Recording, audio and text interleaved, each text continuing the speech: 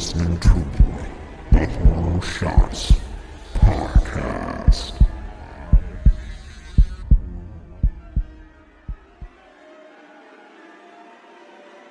Hello again and welcome to another Horror Shots Podcast with me, Casey.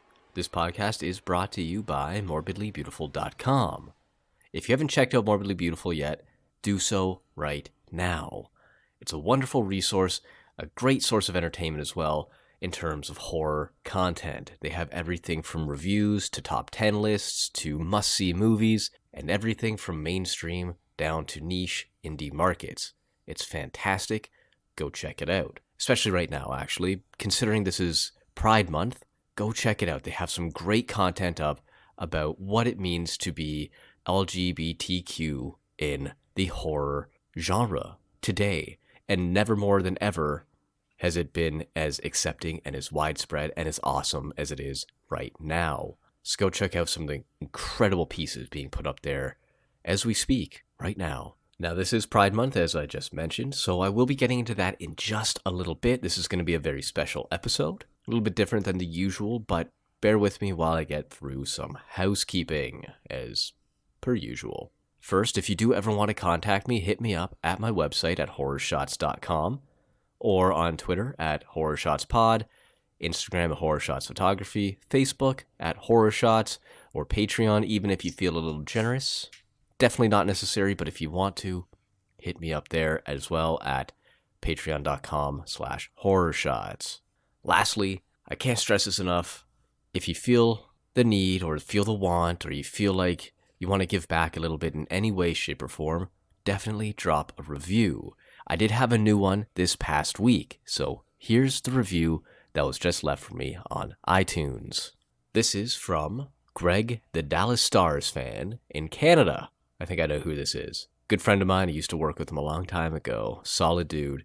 And I didn't put him up to this, I swear. He's just that kind of guy. He puts in a 5-star review, thank you again, I'm really enjoying this podcast because it is not your normal murder mystery / tech type of broadcast. Casey has really researched each topic and is able to relay this in an amazing way.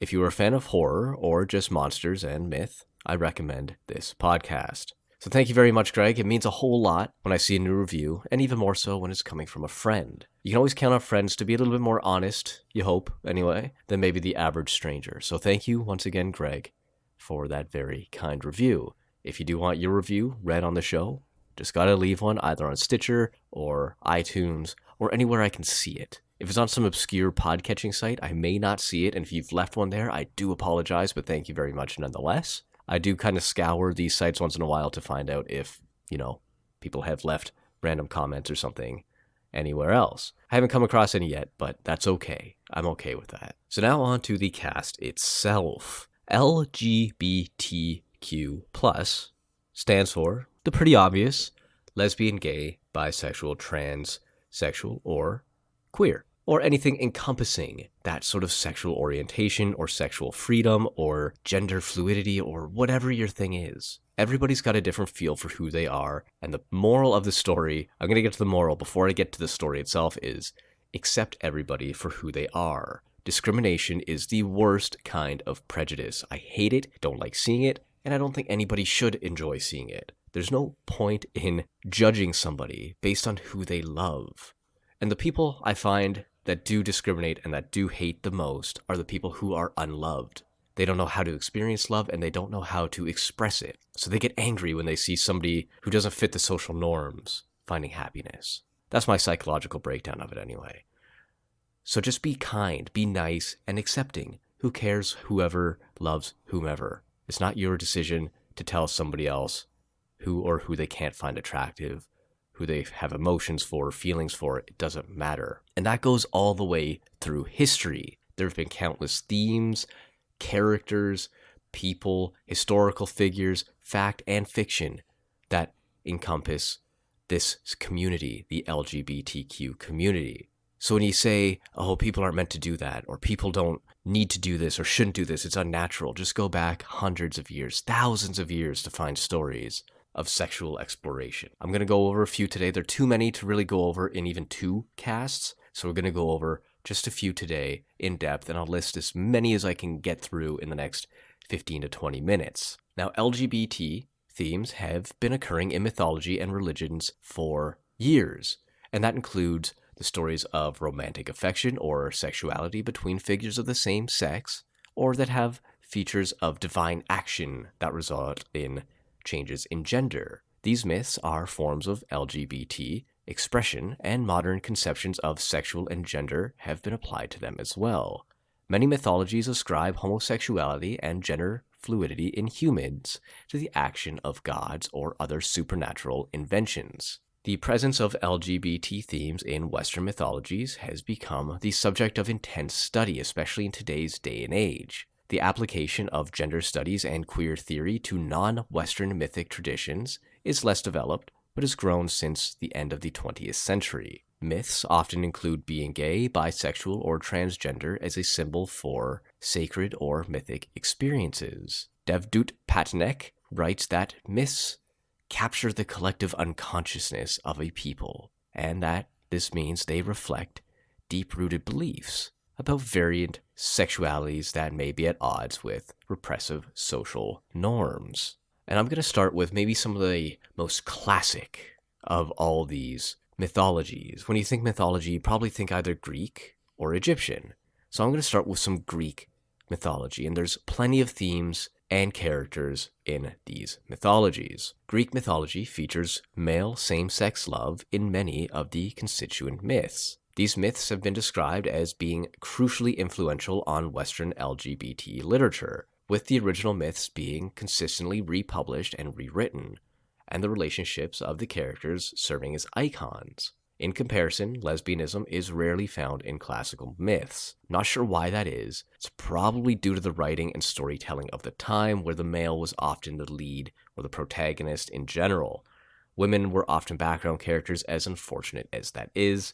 It's just how things were thousands of years ago. Don't shoot the messenger. That's all I am here, just relaying what I've read. Some of the most famous ones include Achilles, who's had a couple homosexual experiences or relationships. Apollo with almost a dozen. Dionysus as well is in there. Hercules, Poseidon, Hermes, Orpheus, Zeus.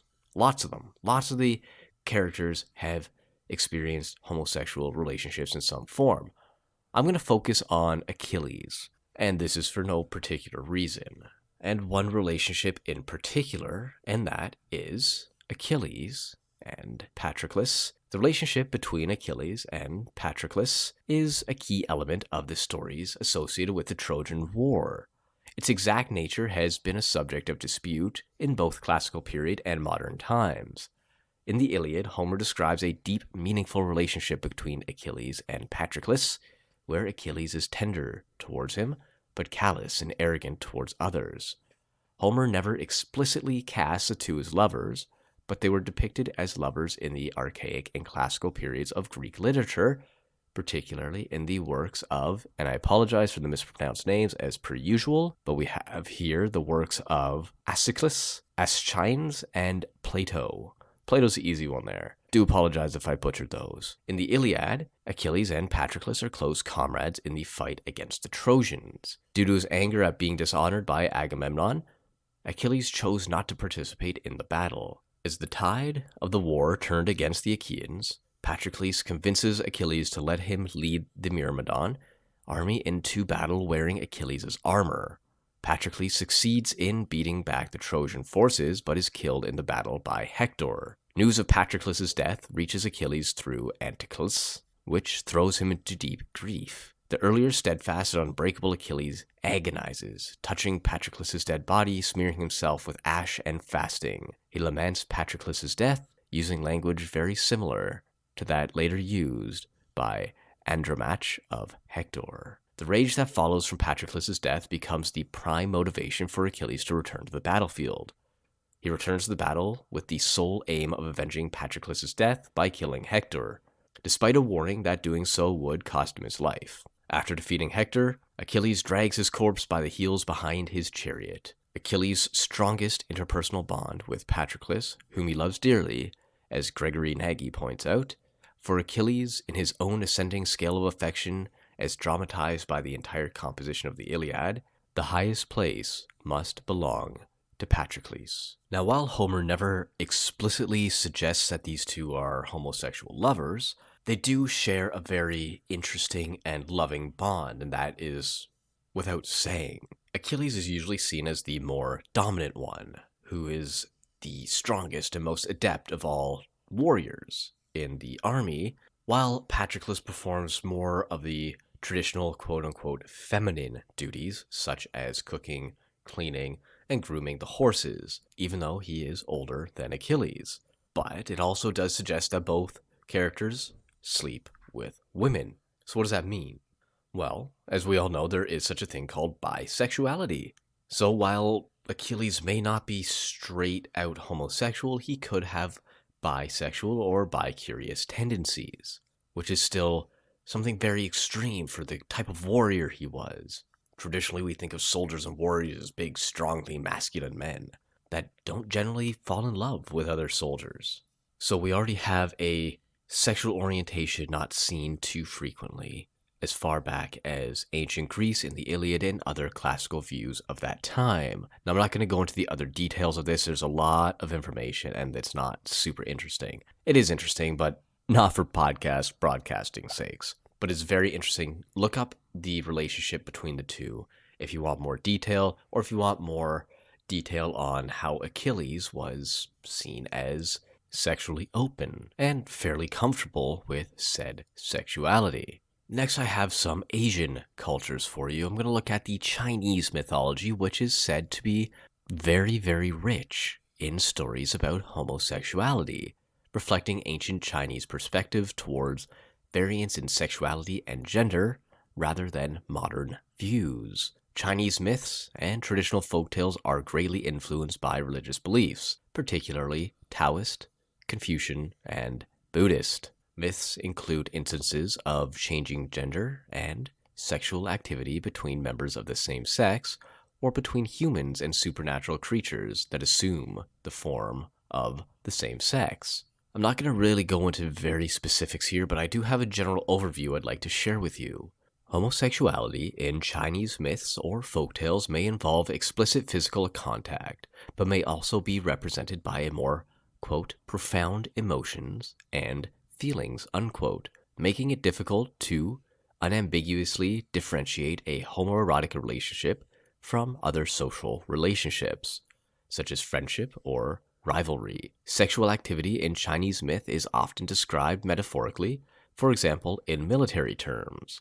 This leads some readers to interpret scenes of combat figuratively as sexual metaphors. Popular folk stories are generally more explicit about same-sex romantic encounters than later literary retellings. Male and female homosexuality were considered to be unrelated in ancient China, and there are very few descriptions of lesbianism in traditional Chinese texts. Again, I'm not entirely sure why that is. It could be, again, due to males being more the centerpiece of stories, or it could have something to do with the purity of women and how they're childbearing and traditionally more of a caretaker than a sexual conqueror or something along those lines. The pre-Taoist, pre-Confucian tradition of China was predominantly shamanistic, with the majority of shamans being female. Male same-sex love was believed to have originated in the mythical South. Thus, numerous spirits or deities were associated with homosexuality, bisexuality, and transgenderism, including the Chou Wang, Lane, Kahi, and the Eight Immortals. Religious Taoism is generally considered to be polytheistic. Its many deities, although unified by the idea and practice of Tao, are often pictured as part of a heavenly hierarchy that mirrors the bureaucracy of imperial China. According to the beliefs of religious Taoism, Chinese deities may be promoted or demoted for their actions. Some deities are also simply exalted humans, such as Guan Yu, the god of honor and piety. The particular deities worshipped vary according to geographical regions and historical periods in China, though the general pattern of worship is more consistent. Sexual abstinence is seen as virtuous if it results from self-denial, allowing greater attention to spiritual or heroic matters. The This is not the case if abstinence is the result of castration. Eunuchs in Chinese myths are usually portrayed as greedy, temperamental, and cowardly, with a similar lack of self-discipline as women. Now, the last one I want to touch on a little more in detail is something called Two-Spirit, which is a term coined by the indigenous North American peoples. I've always been fascinated by Native culture. As you can see, a lot of my previous casts deal with a lot of Native folklore and myths and legends. So when I found out that Two-Spirit was its own thing, I had to look into it a little bit deeper. Now, Two-Spirit is a modern pan-Indian umbrella term used by the indigenous North Americans to describe Native people in their communities who fulfill a traditional third gender or other gender-variant ceremonial roles in their culture. Now, the term is a fairly new one, and it was created in 1990 at the Indigenous Lesbian and Gay International Gathering in Winnipeg, and specifically chosen to distinguish and distance Native American/First Nation peoples from non-Native peoples. The primary purpose of coining a new term was to encourage the replacement of the outdated and considered offensive anthropological term Burdak. Now, while this term has not been universally accepted, it has been criticized by traditional communities who already have their own terms for people being grouped under this new term, and by those who reject what they call the Western binary implications, such as implying that Natives believe these individuals are both male and female. It has generally received more acceptance and use than the anthropological term it replaced. Now, Two-Spirit is not interchangeable with the LGBT Native American or gay Indian, which seems a little offensive to me. Rather, it was intended, despite being in English, to carry on the traditional meanings of the terms in indigenous languages for the culturally specific ceremonial roles that are recognized and confirmed by the elders of the Two-Spirits ceremonial community. Opinions vary as to whether or not this objective has succeeded. Often incorrectly used as a synonym for LGBT Native, the term and identity of Two-Spirit does not make sense unless it is contextualized within a Native American or First Nations framework and traditional cultural understanding. However, the gender non-conforming LGBT or third and fourth gender ceremonial roles traditionally embodied by Native American and FNIM people intended to be under the modern umbrella of Two-Spirit can vary widely, even among the indigenous people who accept the English translation term. No one Native American or First Nations culture's gender or sexuality categories apply to all or even the majority of these cultures. As you can see, it is a somewhat controversial term. However, I did find the idea behind it very fascinating. It was different. The Native American culture is very vast and very deep and very much about spirituality. So it does make sense that somebody who would classify themselves or be classified as Two-Spirit makes sense. They aren't just who they are. They personify, they inhabit, and they take control of the ceremonial role within their very own communities. And it's a very unique situation as well. I can't think of another culture that would describe something as such. I mean, maybe I haven't looked into it far enough, but it does seem very unique and very personal to the Native American peoples. That's the last one I'm going to touch on today. Unfortunately, I don't have all the time in the world, and I don't want to drag out these casts too long. I don't want you to get bored. I want you to listen all the way through. There are other communities, there are other religions, and there are other cultures that celebrate the LGBT communities. There's themes going into Middle Eastern cultures such as Hinduism, and we saw that Buddhism has a role to play in it as well. The fact of the matter is that being homosexual or attracted to members of the same sex or feeling not quite right in your own body but not knowing how to express it has been around for centuries. People have gone through records and dates and various folklore books and come across these LGBT scenarios and themes. It's not a new thing, and we shouldn't treat it as such. As I said at the beginning of this cast, the moral is always love whomever you want. Don't care what anybody else thinks. Just do you, whatever that happens to be. So to everybody in the LGBTQ plus community, I want to thank you for your bravery in stepping forward and coming out and being you. I think we can all learn a little something about that. We all have these masks that we wear in public, and we have different people inside of us, so to speak, depending on who's around. I'm different around my family than I am around my friends. I think a lot of people are. I think I'm different around certain people, around certain friends, and I think that's something a lot of people can also relate to. Now, I hope none of this has come off as patronizing or condescending. I don't want to be a stereotype as a straight white male saying that, good job for you being you. That's not what I mean. I mean this in the most sincere way possible. I have a brother who is homosexual, and I'm proud of him for coming out. He didn't have to. He could have hid who he was. And I think a lot of people go through that every single day. So embrace who you are, embrace what you are, embrace how you feel, and just let the world go do whatever the hell it wants. You do you, you live you. So with that said, happy Pride, take pride, be yourself. So until next week.